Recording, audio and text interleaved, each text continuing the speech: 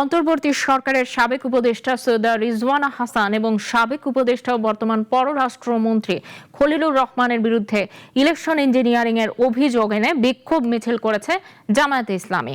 দুপুরে রাজধানীর বায়তুল মোকাররম মসজিদের উত্তর গেট থেকে বিক্ষোভ মিছিল করে জামায়াতের নেতাকর্মীরা পরে পল্টন বিজয়নগর হয়ে কাকরাইল মোড়ে গিয়ে শেষ হয় মিছিল। এ সময় জামায়াতের সেক্রেটারি গোলাম পরোয়ার বলেন, সুষ্ঠুভাবে ভোট গ্রহণের পর ভোট গণনা, ফলাফল ও প্রকাশ সহ সকল স্তরে ইঞ্জিনিয়ারিং করা হয়েছে। সংশ্লিষ্টদের জিজ্ঞাসাবাদের আওতায় আনতে হবে বলেও জানান তিনি। যদি অন্তরের দিক থেকে সিনসিয়ার থাকেন, অপরাধ না করে থাকেন, তাহলে তিনি অকপটে তার এই বক্তব্যের ভুল স্বীকার করতে পারেন যে আমি আমার কথা ভুল বলেছি।